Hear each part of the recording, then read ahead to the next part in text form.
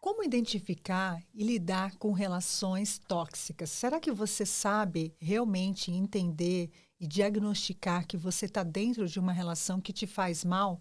Esse é o Pensar Muda Tudo. O teu podcast que tem a ousadia de trazer assuntos conectados com a sua vida profissional e com o mundo corporativo. Eu sou a Feleite, fundadora da Mandacaru, psicóloga e neurocientista. E hoje eu trago para vocês a nossa Jucimária, psicanalista, que vai nos trazer luz a esse assunto. Jusce, seja muito bem-vinda. Muito obrigada.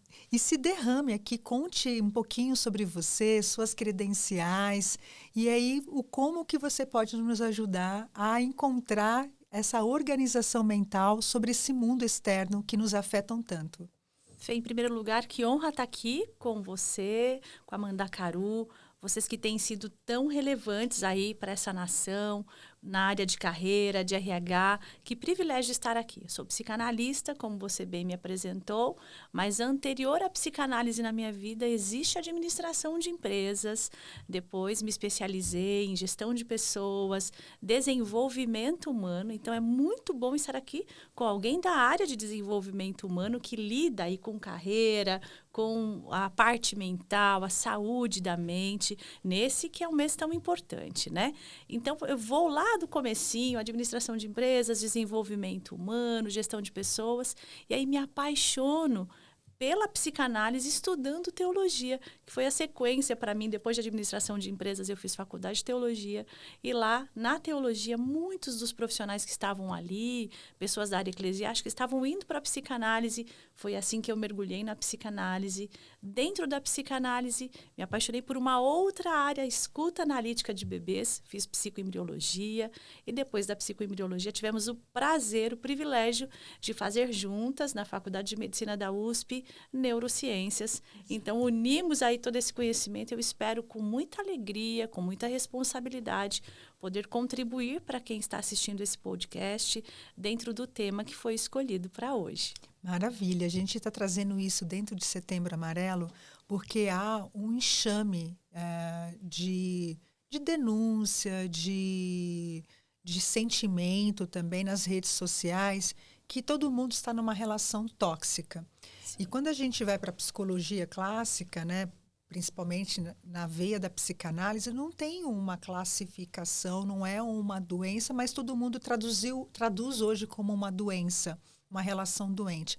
A gente consegue trazer uma definição, as pessoas que vão ao seu consultório e aí estão dizendo que estão vivendo uma relação tóxica, quais são os critérios que a gente consegue trazer um pouquinho de clareza? Sim, os principais critérios, né?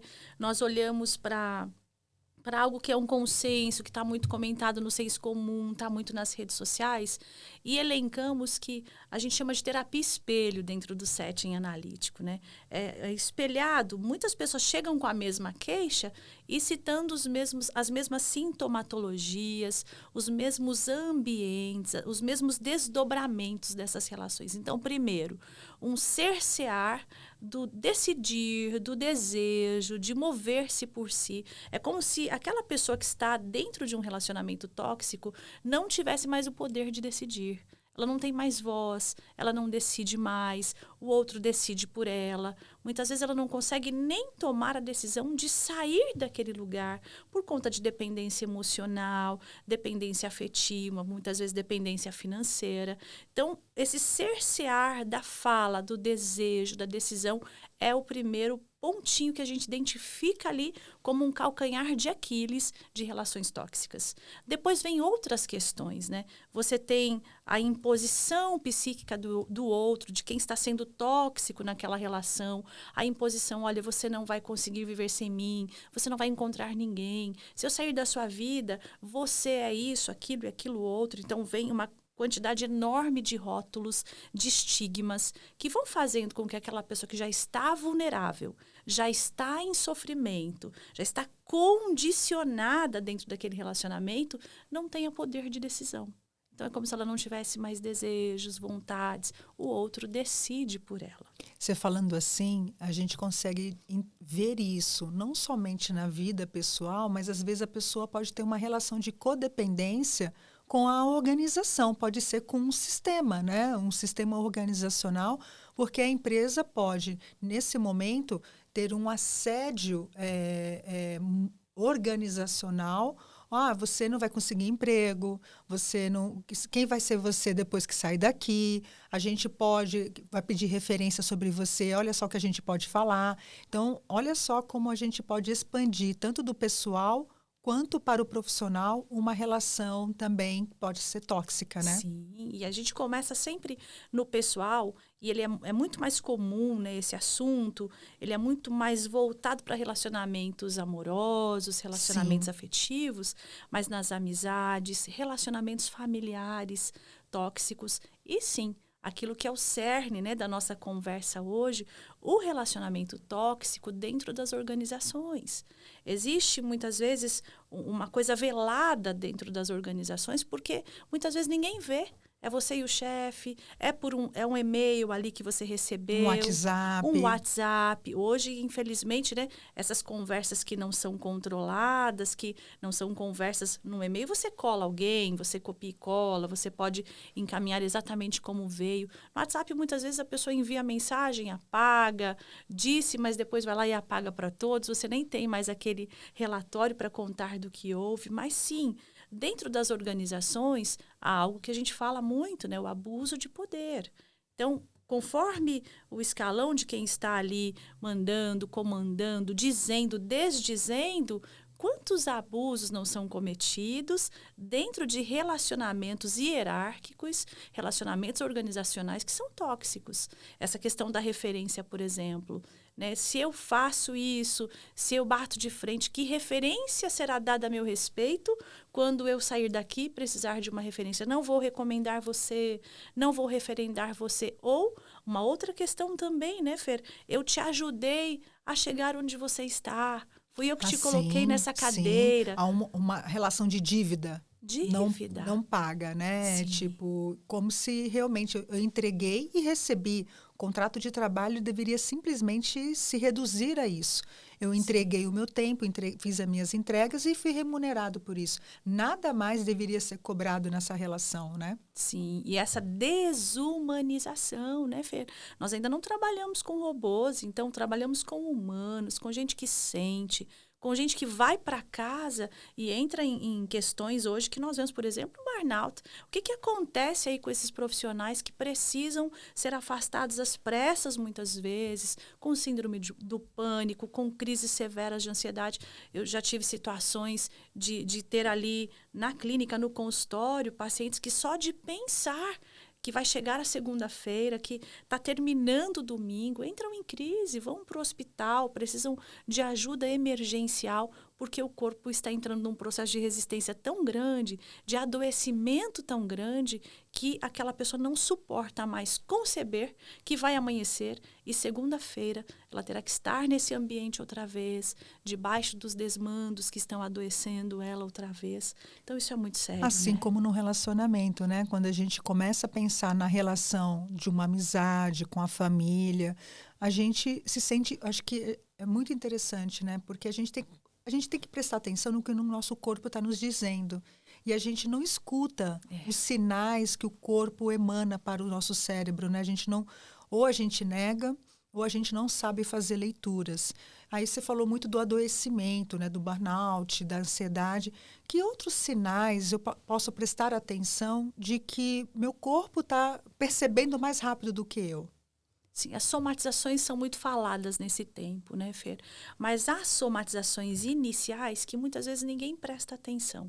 Então, olha, a névoa mental, como a gente costuma dizer, né? Essa confusão mental, esqueço, não consigo me lembrar de um compromisso, começo a funcionar no piloto automático, paro para fazer uma coisa e de repente me vejo procrastinando. Essa é a palavra desse século. procrastinação. E muito do que as pessoas entendem como procrastinação não é procrastinação. É um mecanismo de defesa interno, porque se no meu cérebro, meu corpo, meu psiquismo concebe que eu faço 5 coisas por dia, está ali, é isso que ele entende, concebo isso, 5 funções por dia. Tenho 25 na minha lista, eu vou ficar com 20 sem fazer. Isso não é uma mera procrastinação, isso é uma defesa, um mecanismo de defesa, de autoproteção, para que esse indivíduo não chegue a extremos. E a insistência, muitas vezes, eu vou pegando, às vezes para cumprir as minhas tarefas, para agradar um chefe, para não ter perda salarial, para não ter baixa dos meus ganhos, bônus, seja lá o que for, eu vou pegando e fazendo. E, de repente, o corpo chega ao ponto de parar. Chega ao ponto de dizer, não tenho mais condições. É o momento em que vem pânico, crises severas de ansiedade, é o momento em que vem burnout, é o momento em que algumas pessoas desenvolvem outras somatizações. Que outras somatizações são essas? Gastrite severa, enxaqueca, psoríase, enxaqueca. Eu vejo muito isso, Jussi, no mundo corporativo, né? A troca de medicação, sabe? Esse doping corporativo que a gente está vivendo hoje. Sim. Então, a gente vê os próprios profissionais em sofrimento, tomando cartelas e cartelas de analgésicos, né? Achando que isso é normal. Eu tinha um executivo que, assim, era uma cartela por dia quase, sabe? De medicação. E aí a gente vai hoje para essa questão do clonazepam, né? Muito difundido no mundo corporativo, né? As pessoas que tomam antes de uma reunião, antes de uma apresentação de resultados. Eu falo que hoje nós estamos em busca do ritual do ayahuasca, por exemplo, para poder se tornar mais criativo. A gente está buscando elementos químicos, achando que não é uma dependência química, que é, né, que nem a gente tomava café para poder varar para estudar, né? As pessoas estão buscando elementos químicos, intervenções químicas para poder render cognitivamente, mas é sinal que o seu corpo já não está, a bateria do seu celular já não está no funcionamento normal, né? Sim, a distribuição dessa energia está comprometida. Isso é tão importante que você está trazendo, Fer, porque, olha, hipnóticos para dormir, anfetaminérgicos para acordar, medicações que não deveriam ser tomadas, por exemplo, a gente tem medicações específicas para TDAH, por exemplo, mas que a gente encontra o mundo corporativo fazendo uso indiscriminadamente para render mais, para ter mais agilidade mental, mais habilidade, destreza naquilo que se propôs a fazer. Então, nós temos esse alto índice de automedicação, porque a gente sabe hoje, o mercado negro está aí, as pessoas conseguem o que querem. Quantas pessoas, quando chegam ao médico para tratar um problema em questão, uma ansiedade, que de fato agora precisa de tratamento, uma depressão, uma burnout, elas precisam desmamar do que elas tomaram por conta, do que elas começaram porque um amigo indicou, porque elas leram na internet, foram em busca para, na tentativa de aumentar a produtividade, render mais, cumprir as demandas de uma chefia abusiva, muitas vezes. O que nós vemos, por exemplo, na classe bancária, na classe médica. O que nós temos visto numa das áreas mais tensas que existe, que é a área de segurança, o policiamento, as pessoas envolvidas aí com toda essa área de segurança. Realmente estressantes, profissões estressantes, pessoas que demandam altas quantidades de substâncias psicoativas, psicotrópicos, para que possam permanecer em suas funções. E eu sempre faço essa pergunta, Fer. Sempre questiono isso com os pacientes que chegam nesses níveis no consultório. A que custo? Exatamente, porque a gente pensa assim, né? Eu estou sendo remunerado por uma entrega, mas você não sabe também o que seu corpo vai cobrar de você lá na frente. Eu vejo as pessoas com muita dificuldade de interromper essas relações tóxicas, né? Porque sempre querem proteger algum ganho que não é ganho, né? Então, a gente é uma falsa percepção da realidade, né? Uma alteração da percepção da realidade que você, mas tem meu salário, tem meu fundo de garantia, não sei o quê. Gente, mas e a sua saúde? Se você sucumbir a um ataque cardíaco ou um AVC, que pode acontecer, tanto está acontecendo cada vez mais em idades mais jovens, sim, as mulheres não tinham essa questão tão alta de acometimentos de os acidentes cardiovasculares. E hoje nós estamos ali, porque nós estamos dentro das organizações, Sim. nos cargos de liderança, cargo de decisão, cargo de pressão. E eu acredito que existe um recorte até. Nós, mulheres, precisamos provar mais ainda, né? A gente ainda está conquistando o território. Então, talvez a gente quer entregar mais do que deveria, às vezes, né? Então, na relação tóxica, qual é a nossa responsabilidade? Porque a gente quer responsabilizar o outro, Sim. como se eu fosse uma vítima que só recebesse. O que está em mim?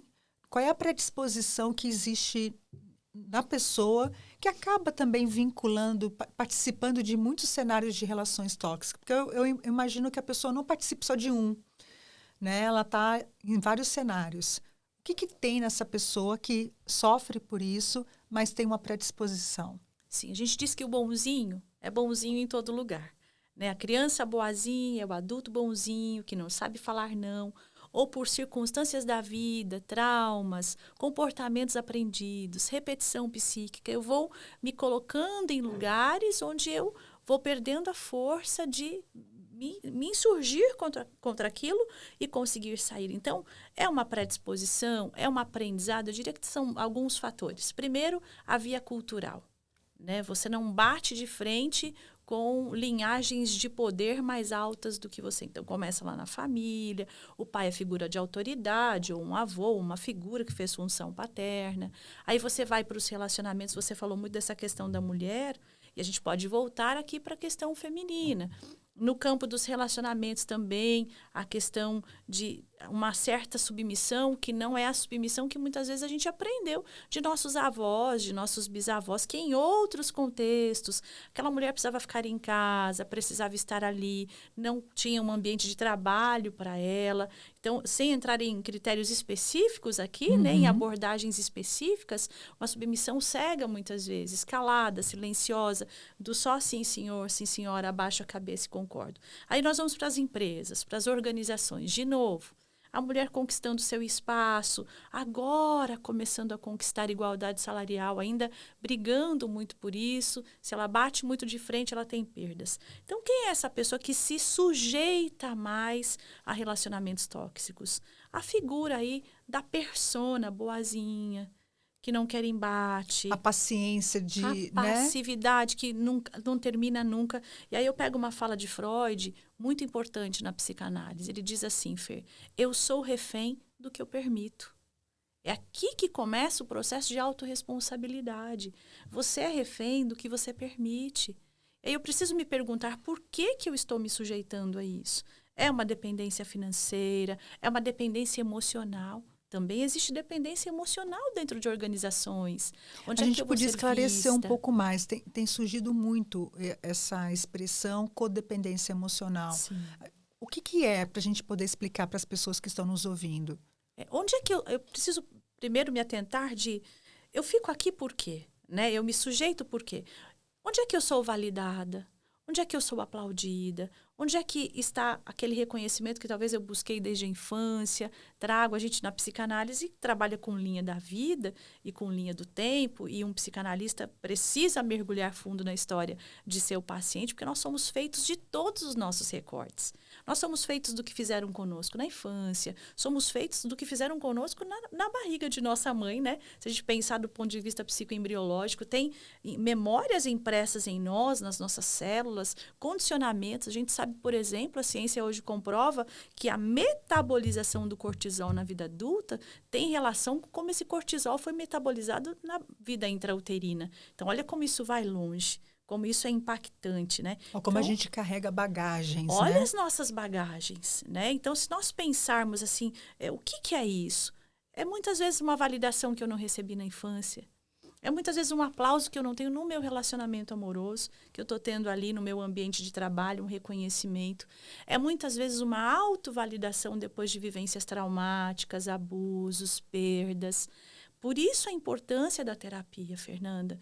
A gente vê hoje, muito mais do que em todos os tempos, grandes profissionais de alto escalão, muitas empresas preocupadas com isso, em oferecer tratamento psicológico para os seus colaboradores, porque há uma necessidade de se conhecer. Exatamente, ter A autoconsciência, né? autoconsciência. E o Fórum Econômico Mundial trouxe para a gente, esse ano, autoconsciência como uma competência fundamental para o profissional do futuro. Né? Porque, assim, hoje não adianta achar que a inteligência artificial vai dominar a capacidade humana. Existe ainda um limbo muito grande. Só que nós, humanos, precisamos ocupar o lugar de pessoas funcionais, porque nós estamos disfuncionais, essa é a verdade, né? Sim. Existe uma disfuncionalidade. E quando eu vivo uma relação tóxica, por exemplo, eu vou ficando cada vez mais disfuncional, porque aquilo vai tirando a minha atenção, me sequestrando da entrega, da qualidade, Sim. da excelência, da tomada de decisão. Você falou muito dessa questão da autovalidação. Tem um teste que a gente aplica que a gente vê a necessidade de aprovação, né? E quando eu falo assim, e aí a pessoa está naquele cargo, será porque ele ama ser um líder? Muitas vezes a pessoa nem ama aquilo que faz, mas como ele está num lugar onde ele recebe aquilo que a vida não entregou durante muito tempo, ele continua em busca desse amor, desse carinho, dessa atenção no lugar errado. Né? Então, eu vejo essa disfuncionalidade. Recomendo muito o processo da terapia, mas eu vejo ainda uma resistência. A gente tem que promover cada vez mais os entusiastas da terapia. Eu vejo entusiastas de signo, entusiastas de tantas outras coisas, Entusiastas fitness, que é muito bom, do por sinal. crossfit, né, tudo mais. E eu falo, né, que a terapia realmente é um meio de organizar a bagunça que nós somos. Nós somos Sim. bagunçados. Sim. Sim, eu digo sempre, né? Você tá ali na estação do metrô. Se você não sabe para onde você vai, você não sabe de onde sair. Eu não tenho como sair de um lugar sem saber para onde eu vou. Eu não entro numa linha do metrô amarela se eu preciso chegar na linha verde. Né? Então, primeiro, antes de dar um passo, de entender a meta que está à frente, entender de onde eu preciso sair.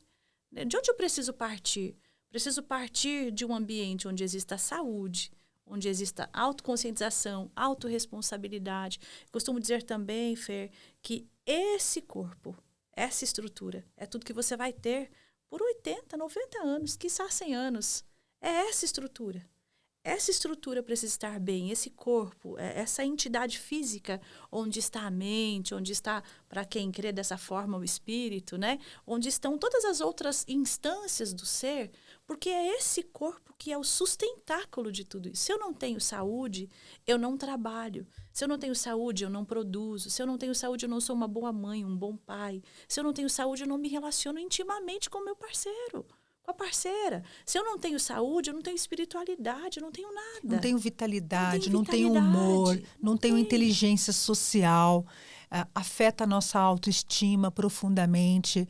Eu começo sempre me esforçar e deixo de ser autêntico, né? Uma coisa que eu estava falando ontem com um líder, a importância da liderança, lógico, para todo mundo, mas um líder que não tem autenticidade, né, que terceiriza seus pensamentos, está sempre absorvendo as ideias do outro, né, e só comunicando como se fossem suas, isso é uma ofensa à sua identidade. Sim. E olha esse processo de identidade. Isso é tão lindo, né, Fer? Porque quem não sabe quem é, oferece o quê? E aí que eu acho que a relação tóxica, para mim, é o maior sintoma. Quando você não se reconhece, você olha para uma fotografia sua mesmo e você olha e não sabe mais se você é o outro, se você perde as fronteiras. Sim, não né? tem contorno, né? Não tem Perde o contorno as coisas. E isso causa sofrimento. Sim. E aí, como é que isso afeta um cérebro, Ju?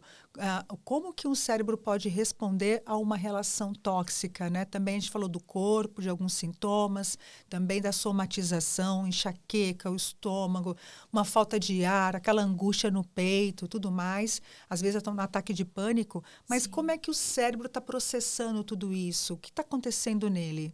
Sim, são dois caminhos aí que a ciência trabalha muito.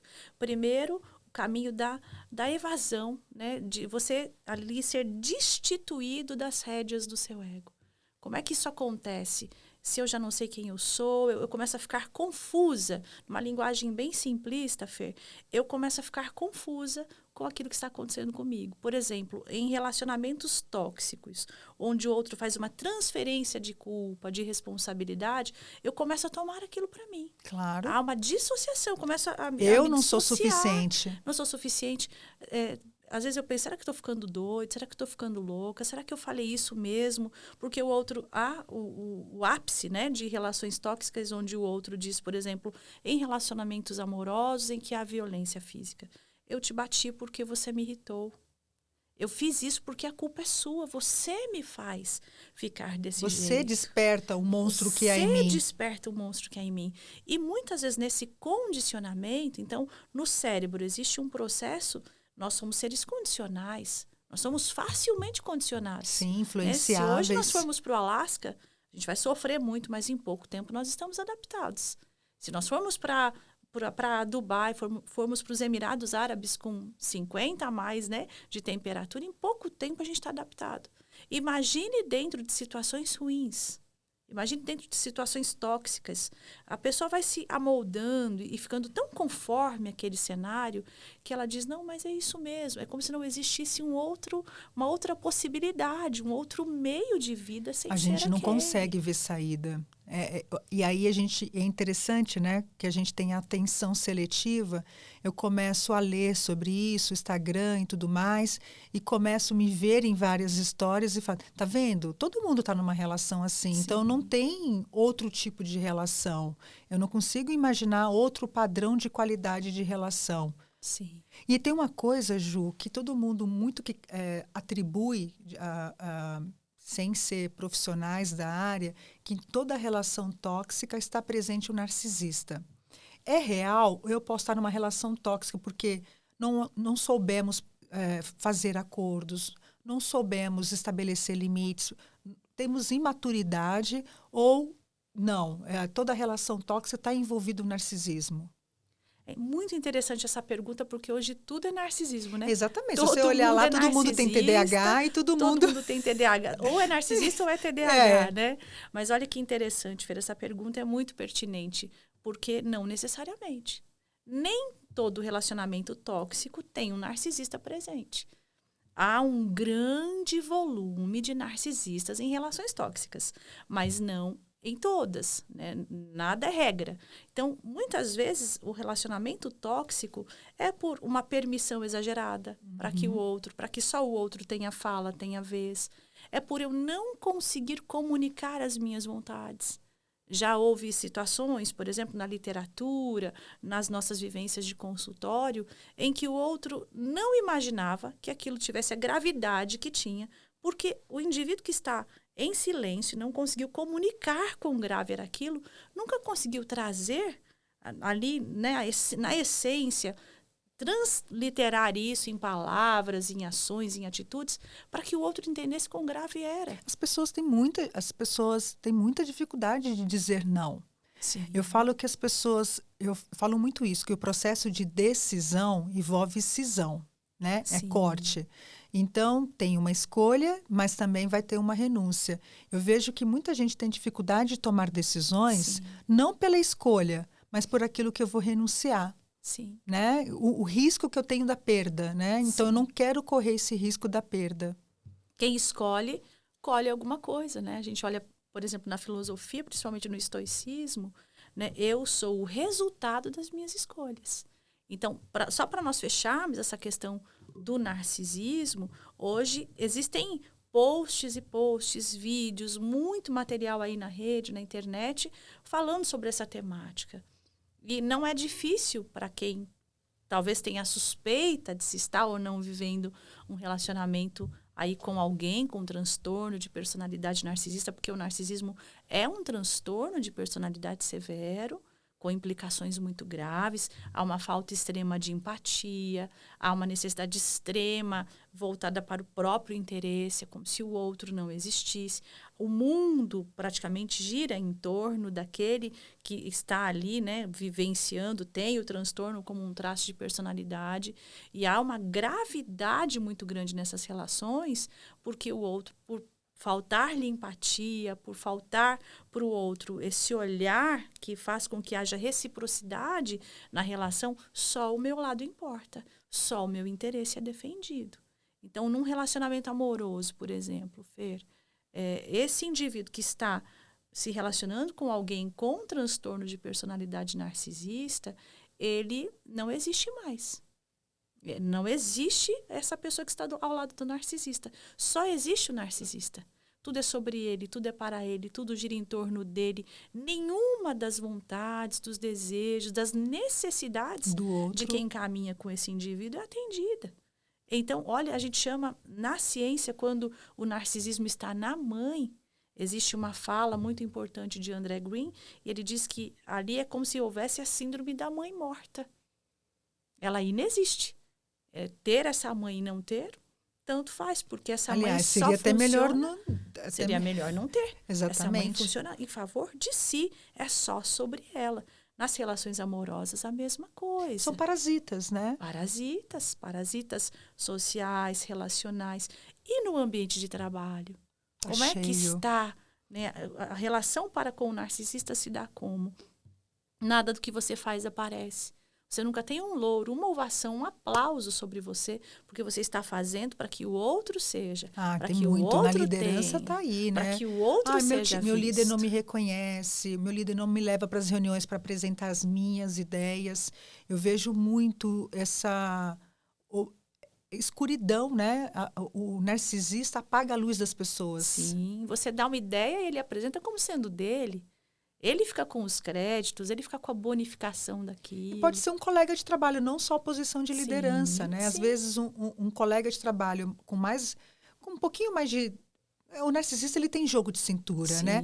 Faz parecer que ele tem uma grande inteligência social, porque ele se relaciona, ele não pode ficar mal com ninguém, né? Ele sabe porque isso é um prejuízo para ele. E pode parecer que ele tem uma grande inteligência emocional, porque ele tem uma capacidade de influência muito grande. Então, dentro do ambiente corporativo, ainda mais esse estimulação da produtividade tóxica também, isso fica mascarado. Né? Porque a pessoa apresenta, a pessoa vai na frente, a pessoa chama para ela essa atenção. Nossa, como essa pessoa é proativa, como ela é corajosa, como ela é ousada. E eu vejo muito pouco a discussão. É muito mais falar de psicopatia no trabalho. Tem líder psicopata, mas não existe essa fala de líderes ou colegas de trabalho narcisistas. Sim. E você vê, né, a gente fala muito do transtorno de personalidade antissocial, que é o psicopata, né, o sociopata para o senso comum. Mas não se fala de narcisismo corporativo. Não se fala. Há uma ferida tão grande em quem convive com o narcisista, Fê. Porque ele é tão invalidado, tão rebaixado, tão colocado para baixo. Desacreditado. Tão desacreditado. E olha o adoecimento. Você disse, Jussi, qual é o principal desdobramento de quem convive numa relação tóxica? Primeiro, a quebra da identidade. Já não existe mais. As fronteiras do ego são rompidas, são invadidas. Eu já não sei quem eu sou, para onde eu estou indo, se vale a pena estar aqui. E quais os outros desdobramentos? Ansiedade, depressão, pânico. Esse indivíduo vai entrando num lugar de tanta dor, de tanto sofrimento. E aí nós chegamos a um tema, Fer, que é o tema do Setembro Amarelo. Sabe, muitas vezes esse adoecimento é tão severo que ele vai se colocar num lugar de se perguntar, vale a pena? Será que eu sou útil para essa vida? O que eu estou fazendo aqui? Né? Por que eu faço o que eu faço? Parece que eu faço e nunca é o suficiente, nunca é o bastante. O mundo vai ser melhor sem eu estar nele. Se eu estiver aqui ou não estiver, tanto faz. Então, esse olhar é muito necessário. Que privilégio poder estar aqui falando sobre isso. Porque se você que está assistindo esse podcast está chegando nesse lugar, busque ajuda. Não espere chegar a um limite onde você se coloca num lugar de se eu for embora hoje é melhor. Se eu não existir, é melhor. O Setembro Amarelo é um mês de prevenção ao suicídio, em defesa da vida. E a gente não começa desejando morrer do nada. São traumas, perdas, é uma permanência num lugar de dor por muito tempo.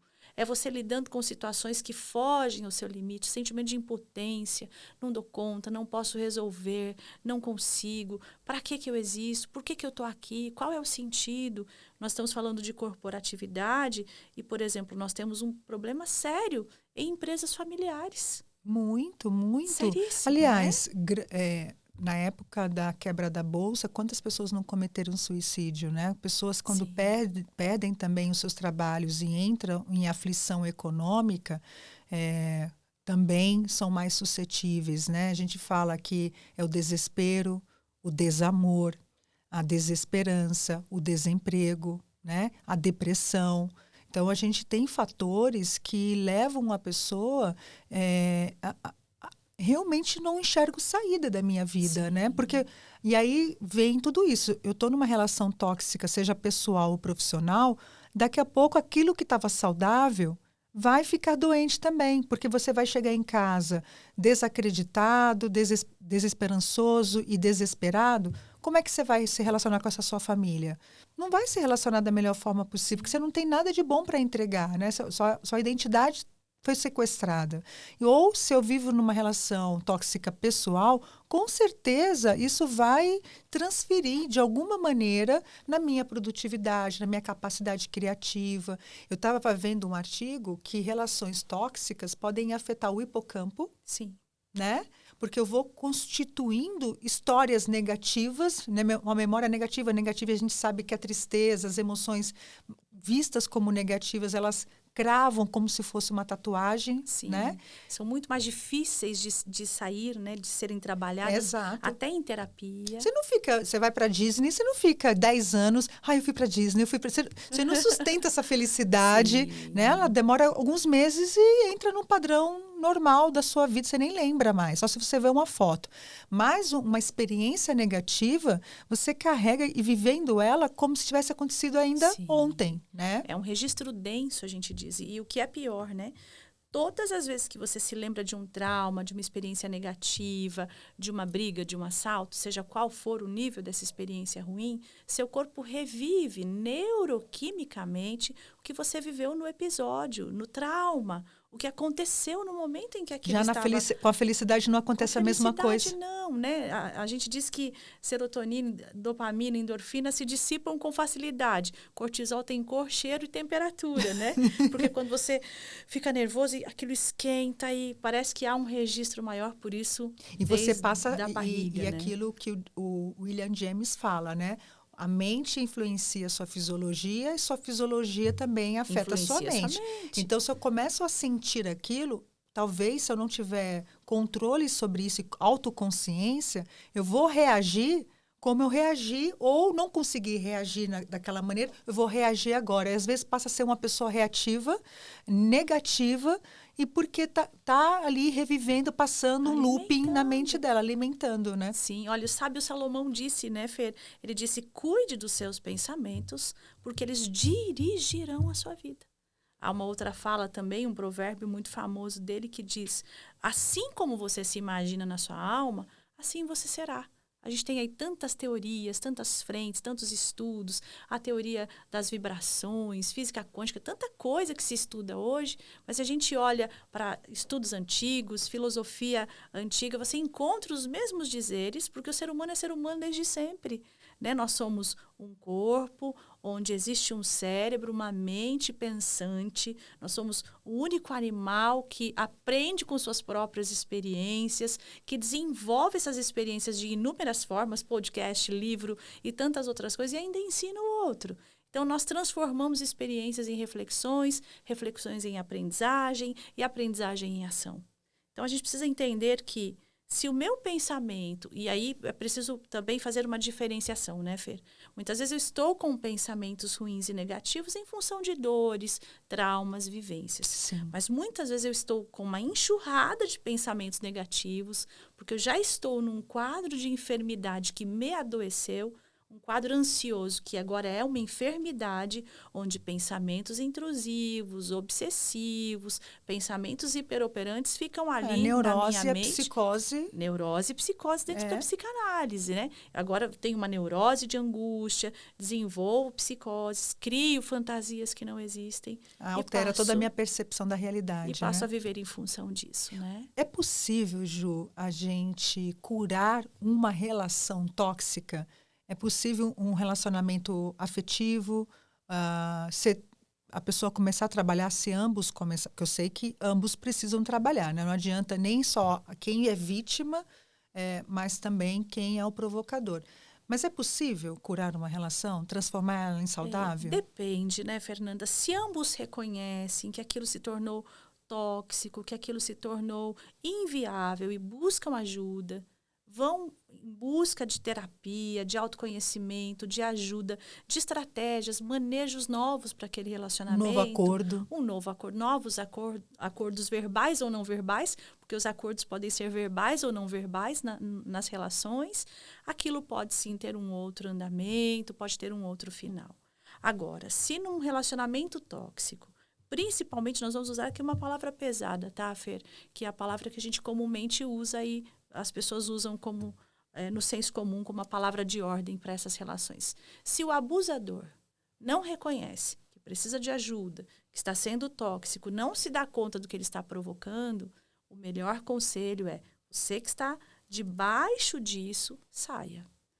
Dê um jeito de sair dessa relação, busque ajuda, busque rede de apoio, vá fazer terapia, busque meios de afastar-se desse cenário. Porque, por exemplo, falando de uma comorbidade, de um transtorno de personalidade, o outro não vai mudar. O outro não vai mudar. Até porque ele se acha um rei, né? Ele se acha perfeito, né? Imperfeito. Porque o imperfeito é o outro, né? Perfeito. É você que me deixa irritado, você que me faz ser agressivo. Então, em relações onde o outro não reconhece, não busca ajuda, não aceita, busque você ajuda, busque você uma rede de apoio, busque você meios de afastar-se desse relacionamento. Às vezes leva anos, a gente sabe, mas não é impossível. E o que as empresas podem fazer, você que também se desenvolveu nessa área, quando ela reconhece que está acontecendo dentro de uma área uma situação tóxica, né? O clima está ficando tóxico, o que a organização pode ter de tratativa de começar a eliminar, tratar, enfrentar essa situação? Porque eu vejo que as culturas vão ficando tóxicas, é o sapo sendo cozido em água morna, né? E aí, isso é um momento. Porque esse momento nós estamos sem resultado. Estamos passando por uma crise aqui, é um pequeno incêndio, que a gente está passando por muitos incêndios agora, Sim. E o Brasil está incendiado, né? Como a gente demora a agir na situação de incêndio. E é um incêndio na cultura, as relações tóxicas. O que pode ser feito, Ju? Olha, na cultura organizacional é preciso um processo em equipe. Porque muitas das relações tóxicas, Feri, a gente precisa falar sobre isso, elas acontecem de forma muito velada e em relacionamentos pequenos, relacionamentos a 2, a 3, a 4. Um líder não consegue ser tóxico e abusivo com um time de 50 pessoas. Né? Esse time vai se insurgir contra ele em algum momento, as conversas Embora a gente tenha Hitler, né? Embora a gente tenha grandes líderes que foram massivamente tóxicos. Mas vamos pensar na cultura organizacional. Você conversa comigo e eu converso com fulano, fulano conversa com Beltrano, essas conversas andam. E esse líder muito facilmente é deposto porque tem muita gente para testemunhar contra ele. Então é mais comum, não que não seja possível, mas é mais comum relações tóxicas em times menores. E aí eu não tenho aliado, eu não tenho com quem contar, eu não tenho onde buscar ajuda. Então, o primeiro passo, fale. Vá buscando na hierarquia dentro da sua organização. Entendendo que você pode estar sofrendo um assédio moral, né? Entender o código de conduta da organização, Sim. Quais são os canais de denúncia dessa organização, mas a organização precisa sempre treinar essa liderança, Sim. né? E ficar próxima. Eu vejo que assim, tem um líder ali e aí deixa que ele toca. Não, tem que ter proximidade do time, da área de pessoas, tem que ter revisões, feedbacks, avaliação, né? De desempenho, avaliações. Avaliação. Eu vejo empresas que ainda praticam avaliação 45 graus e 90 graus, né? Fica entre o líder e o liderado. Para mim, a avaliação tem que ser 360, Sim, né? Para que cada vez mais tenha dados. Pesquisa de clima, né? Sim. Aferir realmente a pulsação das pessoas, né? Aferir como elas estão. A gente precisa fazer isso.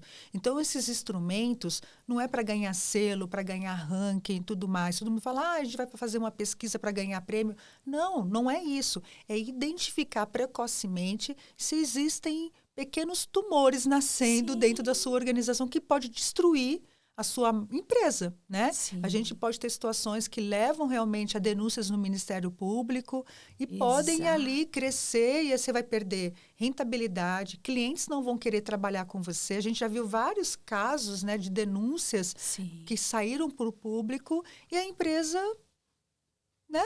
Sequer se posicionou. E fornecedor não quer trabalhar com ele, clientes não querem trabalhar com ele, nem pessoas querem trabalhar nesse lugar. Porque eu acho que, embora tenha um exagero nas redes sociais, eu reconheço isso, mas o bom é que as pessoas estão muito mais atentas, né? Caiu-se um véu onde as pessoas estão olhando. Essa relação não está boa, essa calibragem... Ainda é um megafone, né? Que dá voz para muita gente. Mas por quê? Porque não está dando voz no lugar certo. Exato. E as pessoas recorrem aonde elas vão enfrentar menos barreiras, né? Sim. Então, isso é muito importante para vocês que são da organização. Ju, para caminhar a gente para o final aqui, porque parece que voa. Tem tanta coisa, né? A gente ficaria aqui a gente tem que fazer muitas horas. Uma série, assim, né? Narcisistas, né? Psicopatas, liderança psicopata. Mas a gente precisa caminhar para o fim. Como se a gente estivesse terminando uma sessão de terapia, né? Que recomendação você traz para as pessoas que estão vivendo, conseguiram identificar por meio desse podcast que estão dentro de uma relação abusiva, tóxica, uma violência moral e uma violência psicológica? Sim. Qual é o meu primeiro, segundo e terceiro passo? Porque, às vezes, a gente não consegue ver muito a longo prazo. A gente não tem essa capacidade quando está vivendo isso. Qual o primeiro, segundo e terceiro passo? Sim, o primeiro passo, buscar ajuda. Mas é meu líder maior, mas é o dono da empresa. Tem polícia, tem advogado, tem Ministério Público, tem Ministério do Trabalho, tem inúmeras formas de buscar ajuda.